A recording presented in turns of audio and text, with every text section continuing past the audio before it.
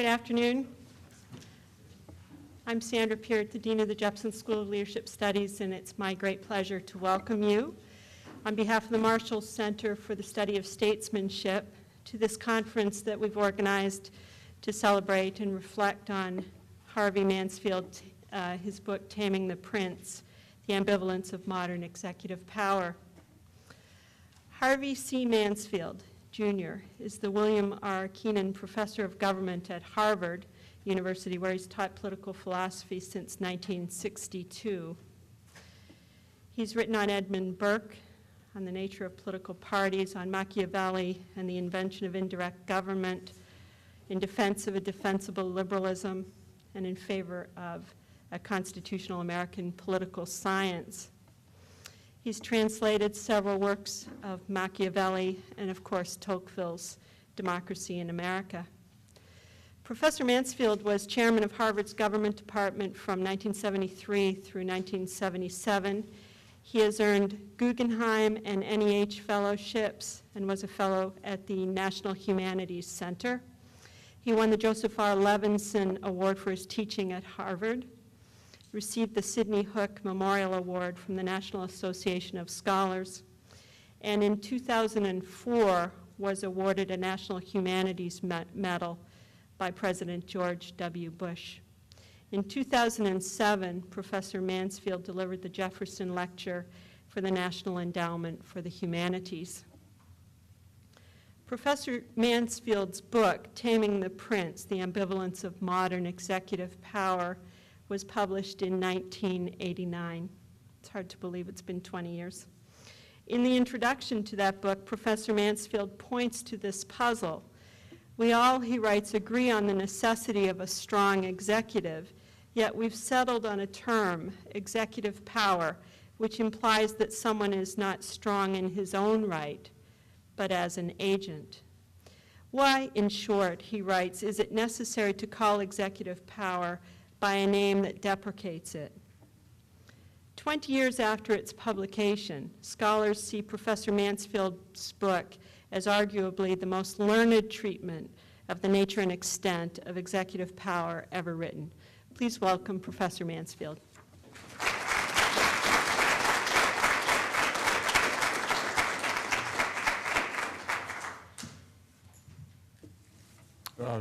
Well, thank you, Dean, for that very friendly introduction.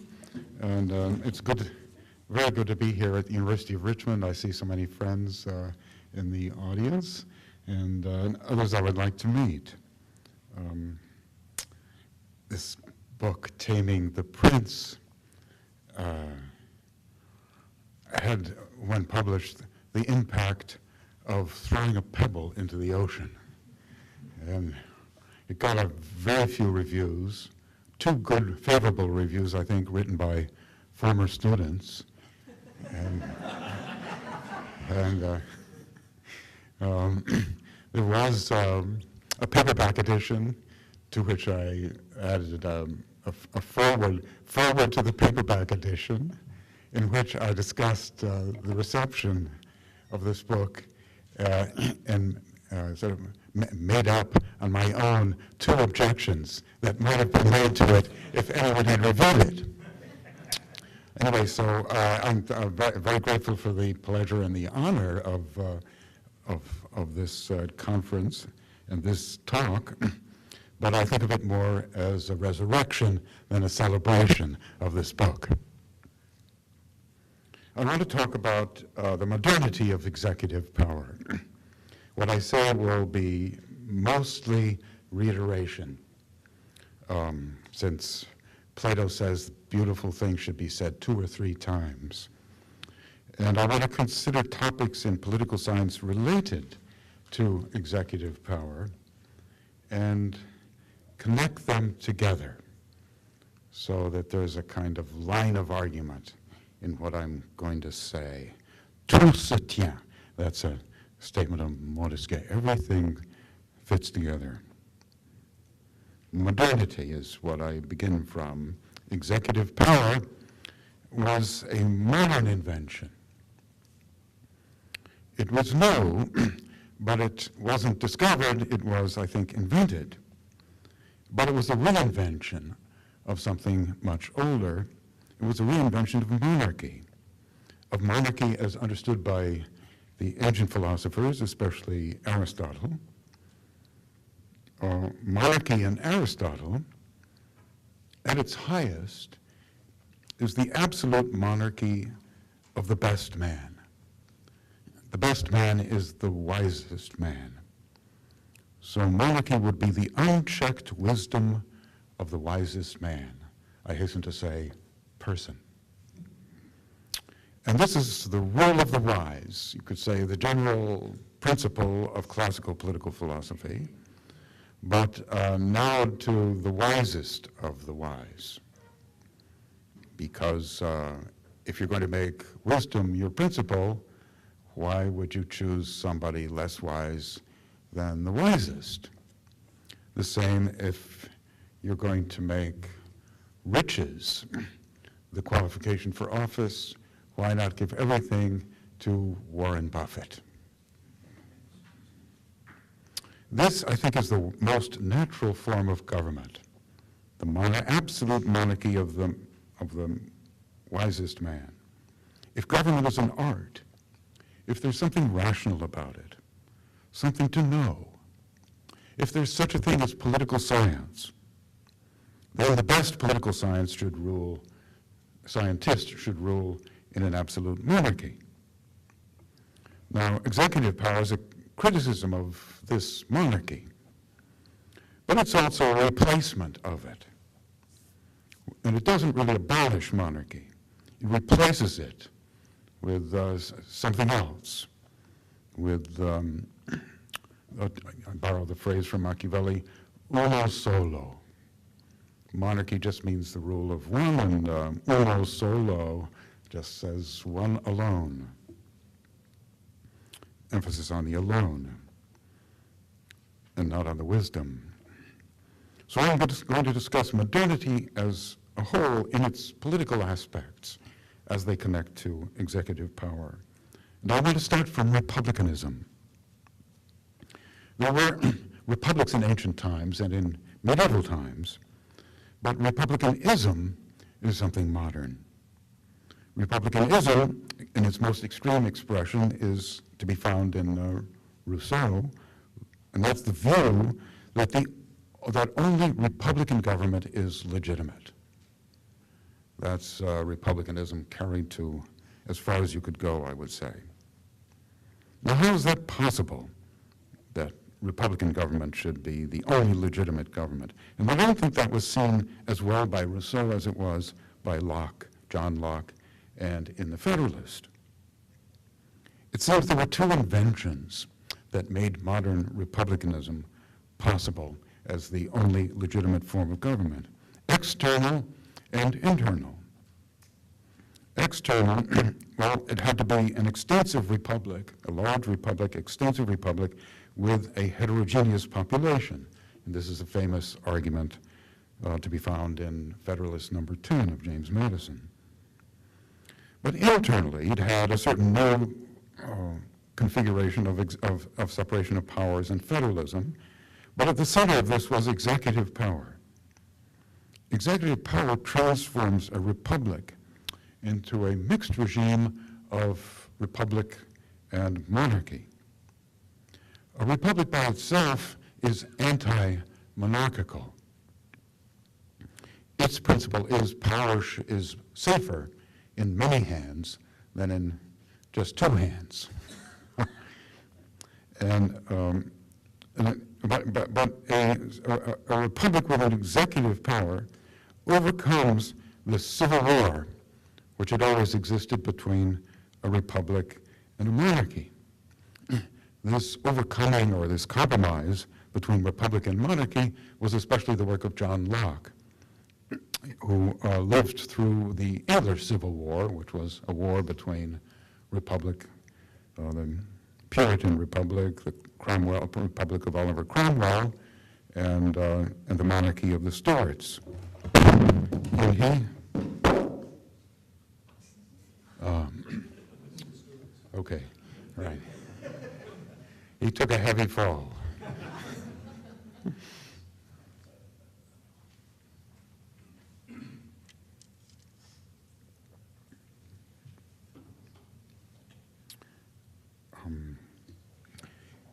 And Locke adopted two principles in his constitutional thinking. One was the sovereignty of the legislature, and the other was what he called prerogative. The sovereignty of the legislature, or the sovereignty of Parliament, was the principle of the Republican side of the English Civil War, and the idea of prerogative, which Locke boldly defined as doing public good without a rule. Doing public good without a rule. You see the connection between that and the discretion of the wisest man. And so these two slogans of the opposite sides in the English Civil War were both to be found in Locke's constitutionalism. So this made possible a republic, though a republic that would have the strength and the decision of monarchy. I don't mean to say that Locke presented himself as a Republican. No, it was more moderate. We call it a moderate monarchy. Modern monarchies, meaning moderate ones. But the result was to reduce the distance between and the hostility between republicanism, or republic, and monarchy in the new modern republicanism. Now, how could a republic be modified to include a monarchy? Well, if monarchy is redefined as executive power. Well, what then is executive power? Well, you could take it from two dictionary meanings of the word execute. And the first and most obvious is to carry out something that's been begun by somebody else, to carry out the will, especially the will of somebody else, so an executive would be a kind of agent. And the other is to kill. To punish by killing is to execute somebody. The carry-out executive, the one who merely carries out, becomes an instrument of someone else. That's the weak executive, because he doesn't live by his own will. But the killing executive is a strong executive, because he encounters resistance, maybe, when he wants to carry out the law, and he has to overcome that resistance. He doesn't necessarily have to kill you, but he has to compel you in some way. And this is what I call in this book the ambivalence of executive power. Strong and weak. The strong executive demonstrates his will, the weak executive conceals his will or represses it. And when this is done, a monarchy can operate within a republic, because he executes the will of the legislature, of the people, or of the republic, and presents himself in that name, the executive name, as a mere instrument. But you can also say that it's a concealment of power, and a concealment of power can be an addition to power. Perhaps you can do more. You can often do more, as clever bureaucrats quickly find out, if you don't have to do it in your own name, but you do it merely as, I'm sorry, we're through with you, but it isn't my decision. The big shots up above, the dean did it. So you can do more if you don't have to do it in your own name. And the republic, it was an executive, might be stronger than a monarch, who simply presents himself as the source of all authority. And yet, as weak, as a representative of the republic, the executive can appear in public as strong, so that the executive will can be or stand for the people's will, and that makes him stronger. Executive power makes republics successful. by giving them the power and the energy of monarchy. Republics before Locke got to work on this had a very bad reputation. Indeed, that reputation lasted to the Federalists, which refers to the petty republics of Greece and Rome. The petty republics, Athens and Sparta, the two main actors in Thucydides' great history. Petty. That's how it looked to our founders. And the reason that republics had a very bad reputation was that they were dominated by the legislature. The legislature was closer to the people. So they were dominated by the anger of the people, or by the power, the angry power of the people. Who elevated demagogues and let them do their will. Their will is ambiguous. The people's will or the demagogue's will. The Republican doctrine of separation of powers, first formulated in the 17th century before Locke, had the purpose of subordinating the monarchy or executive power so as to ensure the domination of the legislature, because Republicans, a republic to those peoples, Harrington, Sidney, people of that character, was power in many hands, which meant power in the hands of the legislature. So they feared a repetition of the tyranny of Oliver Cromwell, which occurred in the English Republic during their Civil War. So the purpose of separation of powers was to subordinate a future or potential Oliver Cromwell to the will of the legislature. But the trouble with this is that when the executive is subordinate to the legislature, it's no longer separate. It no longer can sustain its separation. So the only way to have separation of power and make it last is to have equality of the powers. And this is the great point argued in the Federalist, which says that the American Constitution made it possible for each of the three powers to defend itself. To equalize the executive with the legislature, which is the great difficulty because the legislature in a republic is naturally the dominant power, to equalize it, you must fortify it. This word fortify is the term of James Madison. And fortify it means you have to give it powers which are beyond the power of executive narrowly understood, or executing the laws. That's executive narrowly understood. Now, Locke had done this already, because he said that in a constitutional monarchy, the executive should have the executive power, but it should also have the federative power, which is how we designated the power of in foreign affairs. And the two had to go together because you couldn't have either without holding the whole force of the community. So you couldn't have the army in one set of hands and the police in another. So you had to combine the executive power and thereby fortify it. And of course, also, he gave the executive the veto power. That's a legislative power. It's a share in the legislative process, but Locke gave it to the executive power so as to fortify it. And the U.S. Constitution does something quite similar. It also gives the president a veto, a limited veto that can be overridden, as opposed to the English king's veto, which could not be. And the U.S. Constitution gives the executive the power of the commander-in-chief.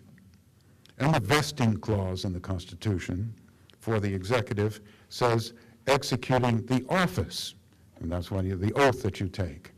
The president takes the oath to execute the office of president and not simply to execute the laws, i.e. execute them faithfully, i.e. Let the legislature's will predominate. Thus, Executive power makes modern republics work by making the separation of powers work. So what is the separation of powers? Separation of powers can be said two ways: the separation of power and the separation of powers. Power in the singular or powers in the plural. Power in the singular is one thing. Powers in the plural is three things: legislative, executive, and judicial. Power is one thing. From this point of view, all power has a tendency to encroach. That beautiful word, which you see several times in the Federalist. All power has a tendency to encroach. And that's the one characteristic that makes all power one thing. To check this, you must divide power so that each branch, to defend itself, checks encroachments by other branches. So it's just defending itself. It's not encroaching itself, but it's defending itself, and that checks encroachments of others. So that's the first necessity. You must check the encroachment of power so as to limit government. Limited government, thus, becomes a goal within the horizon of power as one thing that encroaches. But there's another necessity. It's also necessary to have government work well. It must work well within those limits. It's not enough merely to check power. You have to enable it to act effectively. And there, the powers come into play. So you must separate power into powers according to the function of the three branches. Legislating, judging, and executing are three different functions, three different things. There are political scientists who try to reduce these functions to one thing, and they call power decision-making, as if the three functions could be decided by the last will in each when you say you decide. And that's decision-making, the outcome of each. But how well is that outcome accomplished? How well is it done? That's a necessary question to ask. The decision of a judge that resembles legislating won't make government work well. Political science should understand that to go by the outcome requires a judgment of the value of the decision. And if you look at these three branches and these three functions and consider the job, the daily life of an executive, a congressman, or a judge, you see that what they do every day differs quite considerably. An executive working in an office with a staff, a judge in his chambers, the committee room of a legislature. Each function works better when it's separated from the others, so that the separation of powers understood in this way leads to a better result. So the distinction between power as power to do anything versus power as the power to do something well. And this distinction corresponds to the way power is discussed in two political philosophers, Thomas Hobbes and Aristotle. Hobbes understood power as something singular, generalized, in the same way that we say today, somebody wants power, X wants power. That's not a compliment, but we use it as somebody just wants this generalized thing. It's called power, which is generalized because it's power to do anything, And therefore, if it's to do anything, it's not limited. It is in its nature infinite. And Hobbes speaks of man in the state of nature seeking power after power that seizeth only in death. Ceaseth in death. That's a nice phrase of Hobbes. There are many such. Whereas Aristotle understands power as something different. Power means dunamis. It's the potentiality to do something. Power is always attached to something that it is a power to do. There's no power in general. A tree has power. It has a power to be a tree. Power is in the nature, the distinct nature, the different natures of each thing. Modern political philosophy, that's beginning with Hobbes especially, first created unlimited power and then had to limit it. To do so, it had to resort in practice to Aristotle's understanding of power as specific. And so in the Federalist, you find the separation of powers discussed in two ways. First, it's presented as a separation of power, as the necessity of equalizing the three branches so that each can defend itself against encroachments from the other. And that way, in that presentation, power is understood as encroachment. And this is in papers 47 to 51. But then beginning in the rest of the Federalist, from 55 to 85, each of the three branches is discussed in turn. And in the discussion of each of these powers, you get a sense of what it is to be a congressman, or an executive, or a judge. You only get a sense because the Federalist doesn't undertake to define those three functions. In Federalist 37, Madison discourses on how difficult it is to define things in political science. But the Federalist also finds two kinds of power, not just this one, and it calls them energy and stability. Energy has its locus in the executive. Stability has its locus in the Senate and the judiciary, those parts of the American government which are furthest from the people. The Senate being far because in those days it was not elected, and also, even in our time, it has a longer term, 6 years. And this distinction, somehow, between energy and stability substitutes for definitions of the three powers. Now, the Federalist combines two kinds of power by speaking of power in an aspiring mode as ambition. Ambition is like power. It can be an ambition to win, to be on top, to come in first, or it can be an ambition to do something well, to receive honors and feel the self-satisfaction of justified pride. Ambition is the common motive of the members of the three branches in the U.S. government. But in each case, it mixes with the interest of the office, which is always to defend one's own branch. So the judge exercises his ambition as a judge by defending the judiciary. And that's partly defending it against encroachment from other branches, and partly doing the job well, so that the judiciary receives recognition as doing its job well. The best way to win is to deserve to win. Have you thought of that? Let ambition counteract ambition. That's the phrase from Federalist 51.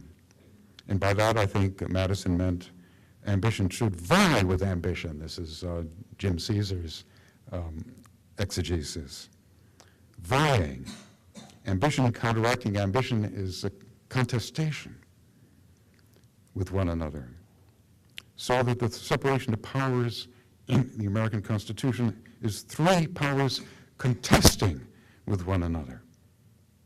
And in that contesting, each power uses the doctrine that goes with its office. In general, there are two such doctrines. One is the rule of law, and the other is the rule of discretion. The same distinction that you can find in Aristotle, who says, which is better, the rule of the best man, the rule of discretion, or the rule of the best laws? The rule of law, the argument is made on its behalf by Congress and the judiciary, because to them, law is the most important thing, though of course differently. The rule of no law, that's the outlook of the judiciary, of the legislature, of Congress. What kind of law can we pass to take control of the situation? And the rule of old law, or the rule of the judiciary, which is the Constitution plus the precedents, previous precedents. And the rule of law, you remember, was the principle of old-fashioned republicanism from before John Locke and the U.S. Constitution. On the other hand, the rule of discretion is argued for by the executive. I don't think that any settlement, any permanent settlement is possible between these two arguments, because either kind of rule is impossible by itself. A law can never cover all cases, emergencies, or foreign affairs. A law always needs to be supplemented by discretion, by necessary or equitable equity, that's Gary McDowell's word, or necessary or equitable exceptions. But on the other hand, discretion will appear arbitrary if it's exercised without a rule. And when you have to treat one person the way you treat another. Otherwise, you'll get a lot of complaints. So to avoid getting complaints, you have to make a rule. And that rule soon becomes a law. And when it becomes a law, it gets too strict. It needs to have exceptions. And you're back to discretion again. So one thing leads to the other. And you're in a kind of permanent circle there. Therefore, I think it's that no bright line is possible to decide permanently between law and discretion. The contest between them will never be resolved. Sometimes the rule of law is better, sometimes the rule of discretion is better, the very opposite. Each side will make its case, and each side will be partial. It's the wisdom of our Constitution that it leaves the field open for this contest. Each side has its constitutional clauses and, in addition, its Supreme Court precedents. And I think on either side, whether supporting the legislature, like the Youngstown case versus the Korematsu case. Youngstown case, Congress. Korematsu, the President. And I think Supreme Court decisions in this area are of less force as precedents because they're always too specific as to time and place. So again, the Korematsu case, it was in 1944, that's the case which passed on the constitutional, or agreed that it was constitutional, it was legal for Japanese Americans to be interred in camps during World War II. Today, of course, everybody would reverse that. But maybe this is deceptive hindsight. You can easily imagine circumstances in which it would be just and just because necessary to do such a thing. Executive power is the fiery center of energy in government.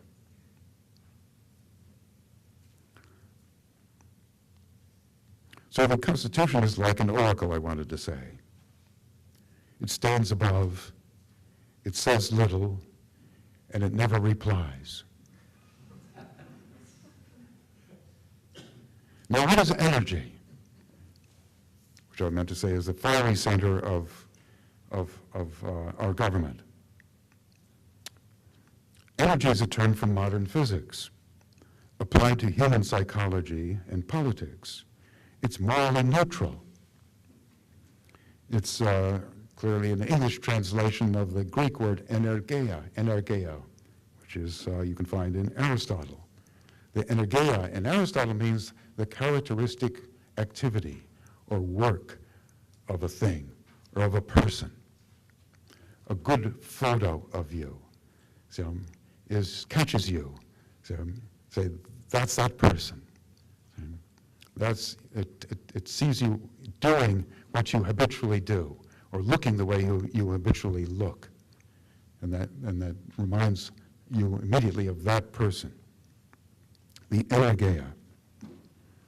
Whereas in the Federalists, energy is the character of the executive, which is an office. But it's always something extraordinary, energy is. We have a phrase, bursting with energy. It's something that you burst with, it isn't something that you sit with. It doesn't seem to be according to one's nature in the same way as energeia in Aristotle.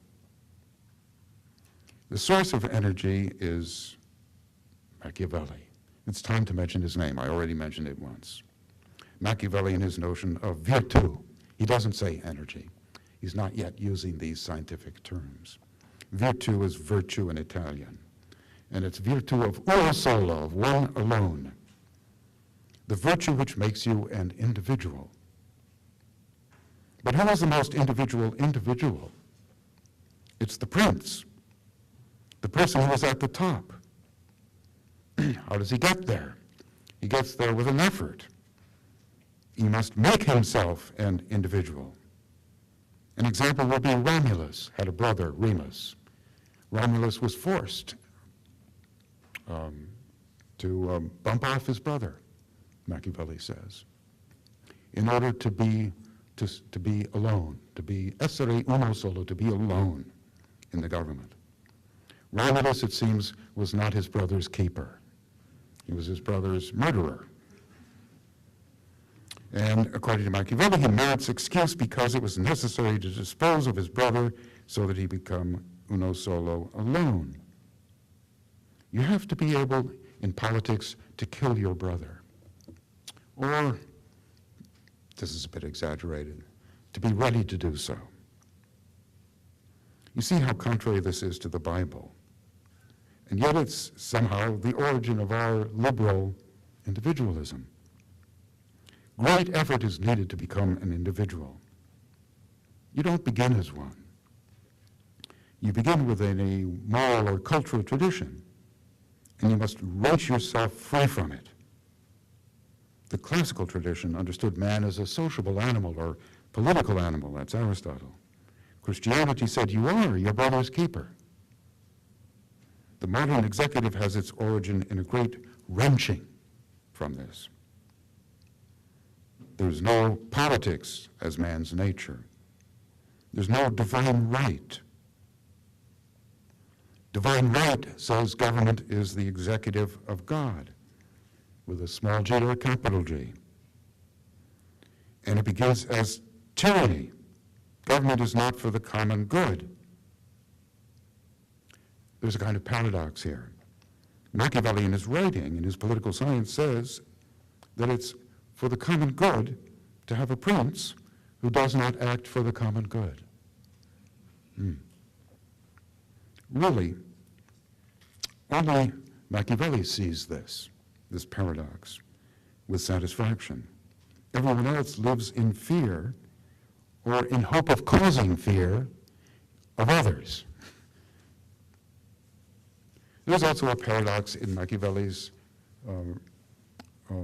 relation to Christianity. He was opposed to Christianity and yet borrows from it. He was opposed because he wants to replace the tyranny of God with the tyranny of a prince. And he borrows from it because he takes the form of government used by the church and uses it against the church. Machiavelli had a slogan: use one's own arms, rely on your own arms, Don't rely on the arms of others, of mercenaries, of people who come to your aid bearing arms, because you will come to depend on them. Anybody you ask help from, you will come to depend on. And he illustrates this slogan, one's own arms, with the story of David and Goliath from the Bible. And he says that David used his own arms because he refused the weapons that were offered to him by Saul. He said, no, I'll use my own. I'll use my own sling and my own knife. Wait, knife. In the Bible, he only had a sling, David. And with his sling, he killed Goliath. And then he picked up Goliath's knife. Goliath is the one who had a knife. And what did he do with that knife? He used it to cut off Goliath's head. Machiavelli is saying, your own arms, one's own arms, include the arms of your enemies used against him to cut off his head. Who is the head of Machiavelli's enemies? This is a little sample I'm giving you of how to read Machiavelli. What did Machiavelli learn from the church? A new way of ruling, he said, a new way of ruling, which one might call indirect government. The church tries to rule human beings. How? By claiming to represent God. The church is the executive of God. The church relays God's wishes and God's commands. Any exactions, taxes or tithes, come from God, not from the church, which is composed of human beings. But the ruled accept this because they have faith in God, freely given faith. Therefore, the true author of all impositions of the church's government is you. You are the author of your punishments or of your penances for your sins. You want to save your immortal soul. Machiavelli's psychology. He makes this strange statement: self-inflicted wounds hurt less than wounds inflicted by others. As if you broke your arm by yourself, and that hurts less than if somebody else breaks it. Well, why is that? Well, because when somebody else breaks it, that's a slight from someone. It's an offense from that person. Machiavelli says the prince is never strong enough to rule by force alone, so we must use fraud. Fraud is making people believe that you are the executive of their will. That's the weak aspect of executive power. The strong aspect is the force of the prince, which the church doesn't have because it's not armed in the conventional sense. The church is strong enough to disrupt all other government than itself, but not strong enough to govern by itself. That was Machiavelli's formulation. So the church was strong enough, say, to keep Italy disunited, but not strong enough to unite it by itself or on its own. The prince, therefore, must become a kind of prophet, so as to have the force of prophecy on his side, or what today is called democratic legitimacy. Democratic legitimacy. Machiavelli was no Democrat, but he was the forerunner of democracy. The people would govern itself through a prince. Today, we don't live under Machiavelli. We are unaware of his hidden influence. We live under liberalism, by which I mean generically or roughly the idea of a government the idea of rights, or government that respects rights. This is something that would unite both conservatives and liberals in the narrow sense politically today. But what is the basis of rights? That's the state of nature. It's something written about by Thomas Hobbes and John Locke in the 17th century. The state of nature is also not appreciated today. The state of nature is a state in which all are individuals. Each is perfectly free, says Locke, within the law of nature. Now, Hobbes said that the state of nature is a state of war, a war of all against all, in which nothing is secure.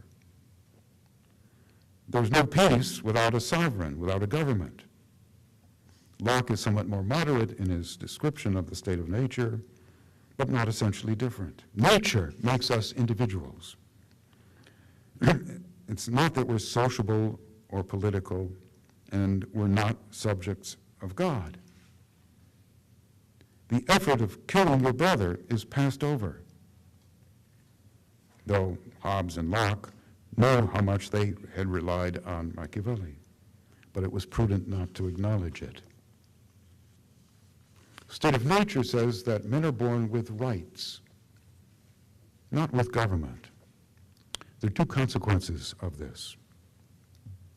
First, the government becomes representative of the people.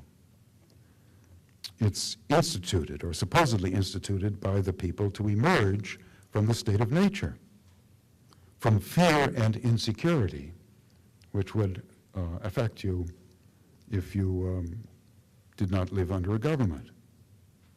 And you do this for the sake of your self-preservation, not for the sake of the common good. Or perhaps you do it for the common good of each individual, not for any collective common good.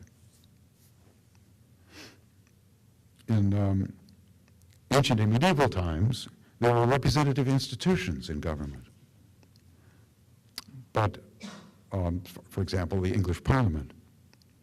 But in modern times, government has come to be thought, all of it, representative, in principle. Government doesn't rule, it represents you.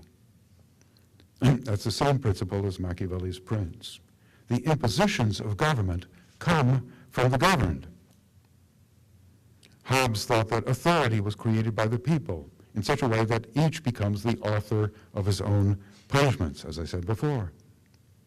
He is the originator of the notion of modern representation, and in his book, Leviathan. Representation resembles Machiavelli's notion of fraud. But it's no longer fraud because it's not concealed. It's made a public principle. You only think of fraud when you wonder whether the impositions really come from you and not from City Hall, or as people say, the politicians. You can blame the politicians, but you do so ineffectually. Who elected them, after all? Representation is a moralized, publicized fraud. It makes you think you are free. Take pride in being a taxpayer. Talk back to policemen, like Professor Henry Louis Gates, Jr. I pay your salary. He almost said that. I pay your salary, i.e., you are my employee. You are not my ruler. But therefore, shouldn't we be more respectful of employees? Or is this a delusion? A second consequence of the idea of basing government on rights. Representation raises the question whether the government is really representative or just a formal principle. And this is the great characteristic of our liberalism in this generic sense. Liberalism maintains a gap between formal power and real power. Machiavelli is known for his realism. Machiavelli says, don't listen to speeches and professions of good. Look at how people behave. Look at the outcome. Guarda alla fine. Look at the end. But people do listen to professions of good. They do expect the prince to act morally. Machiavelli knows this. The prince should take advantage of their imprudence and shock them with sensational executions, acts of violence. Therefore, there's an implicit difference between the form and reality in Machiavelli. In fact, in reality, people won't follow the principle of realism and look to the end. Reality in reality is not real. People fool themselves, and that's real too. Now, we liberals say the people won't fool themselves. They will insist that the prince or the princely government acts morally. And therefore, we need a new morality of self-preservation to replace the morality of religion. Obey God, save your soul, not yourself. Yourself equals your body. How do we get self-preservation? Through our rights. The rights that we have are rights of the self, not of the soul. This leads to the difference between having a right and exercising a right. Having a right is what the government protects. This is the definition, the boundary of the public sphere, what the government should do and as far as it should go. The government protects, say, the power of free speech, or the right of free speech. On the other hand is the exercise of the right, on how you or whether you choose to exercise that right. That's the private sphere, what you should be free to choose. But you have to exercise it. You may not be a good speaker.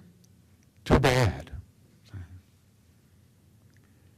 For Aristotle, on the other hand, right is a duty. Duty is the same as right. You don't have right not to do right.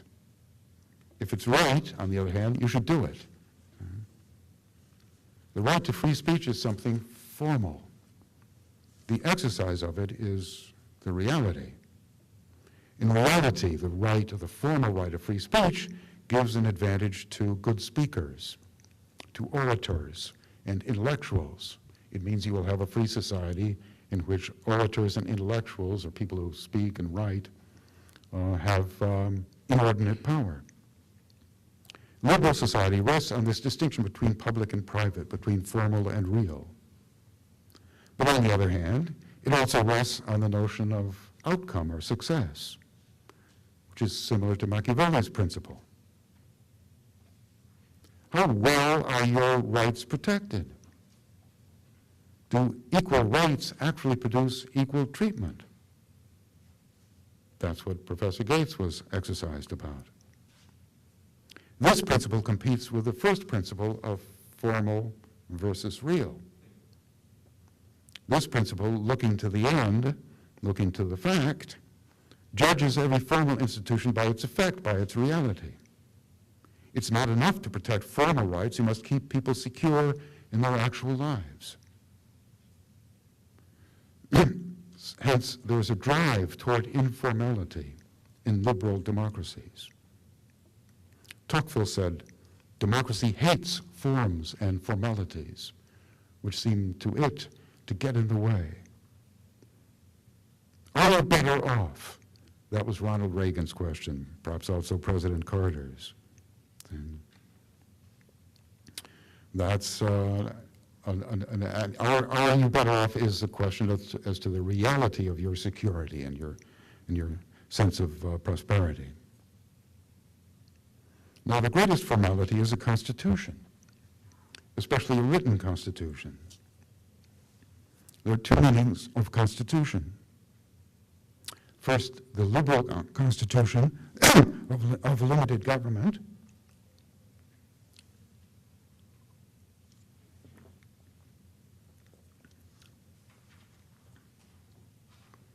in which government is limited by procedures like the separation of powers or the Bill of Rights. And this leads to a distinction between what is constitutional and what is unconstitutional.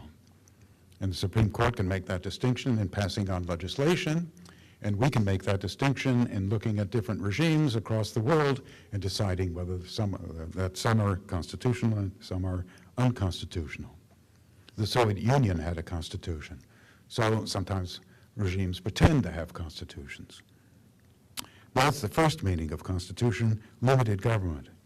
But it also has another meaning that comes from the Greeks, and again, especially from Aristotle, where constitution means way of life. How we actually live.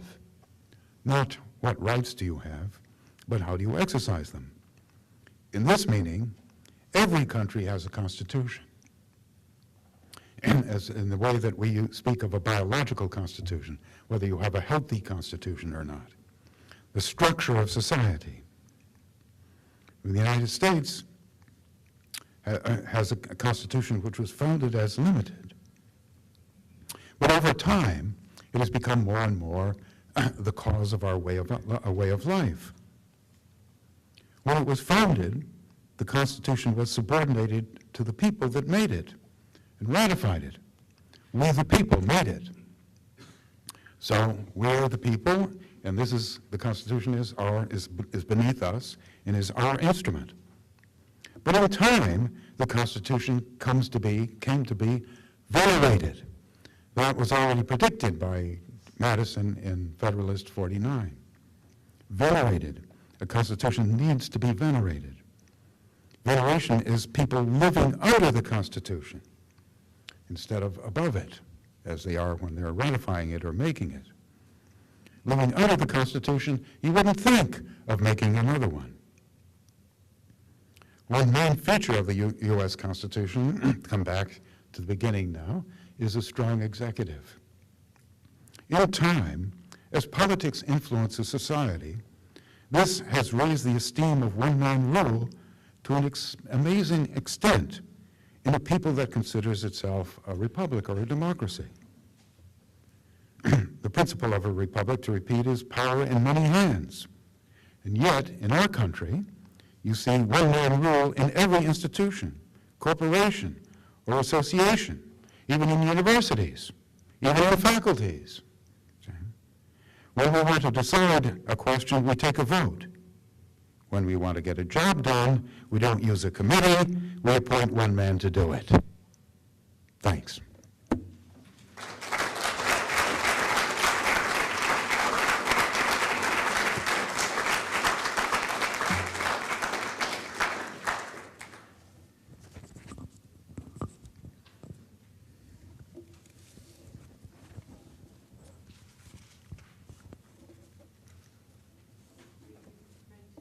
Yes, I'm ready to take questions. We have time for just a few quick questions and then we'll adjourn to the reception.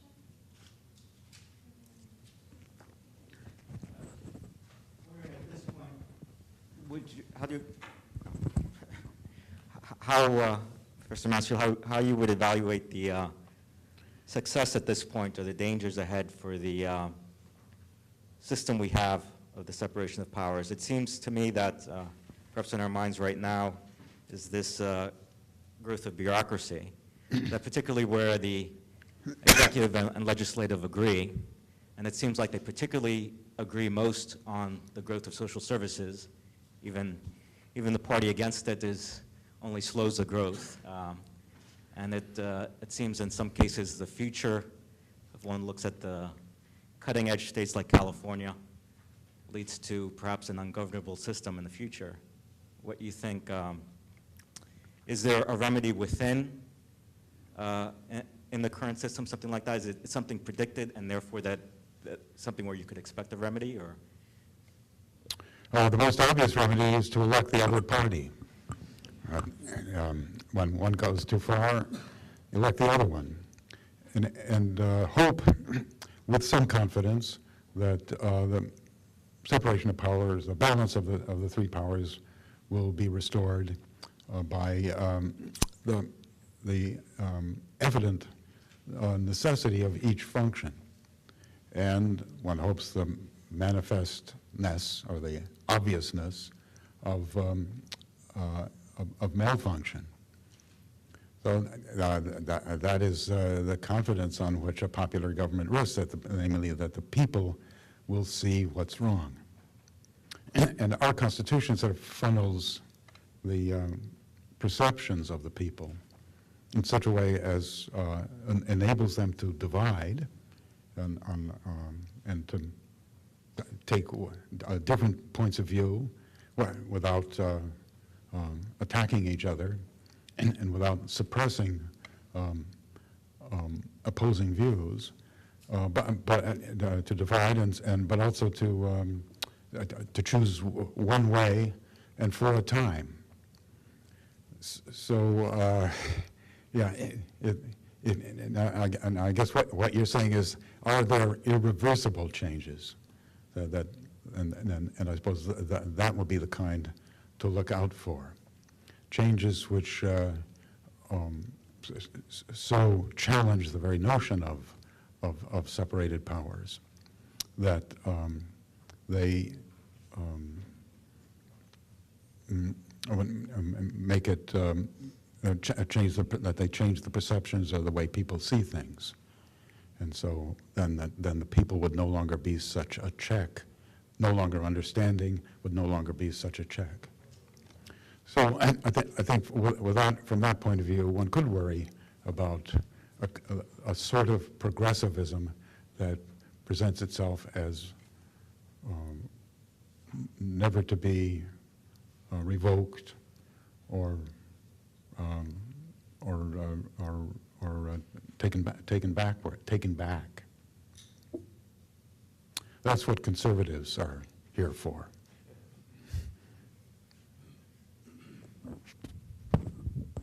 Harvey, what about the pattern over the last 70 years of the establishment of administrative agencies in which the three separated powers are combined? They issue regulations that have the force of law, but no one is accountable for them. They enforce them. And they appoint judges inside the agency to adjudicate disputes. There seem to be more and more administrative agencies as time goes on, no matter which party is in power. So there's a kind of drift. I've used that word. Yes. Well, that's a good word, and I think it's probably accurate. There is a drift in a democracy, as Tocqueville said, towards ever greater informality, towards kind of dislike of these different functions which present themselves as different forms, and a desire, democratic people always being impatient, a desire to get results quickly and without wasting time on due respect for process. Yes, I think that does happen, and that's a danger you must look out for. But those things do tend to hurt people, and when they do, won't people have something to hold on to when they object? And so I think that's the continuing vitality of our Constitution. That's what makes our Constitution live. So I'm perhaps not as pessimistic as you. Yeah.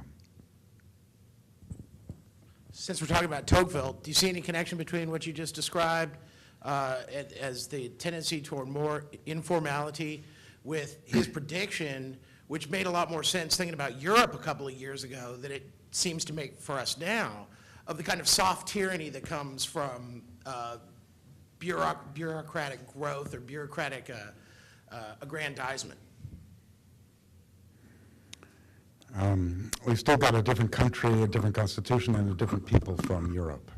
And so, though there are some tendencies in the direction of Europe, perhaps under the present administration, especially in its foreign policy, still, I think there are sources of opposition to this, and markers or benchmarks by which any administration would be judged one way or the other. So I don't, you know, the growth of bureaucracy is matched by the growth of anti-bureaucratic feeling. And maybe the feeling is not as strong as what it's opposed to, but in every case, or as much as one would like, but I think there's still a kind of a principle of contestation that keeps our freedom lively.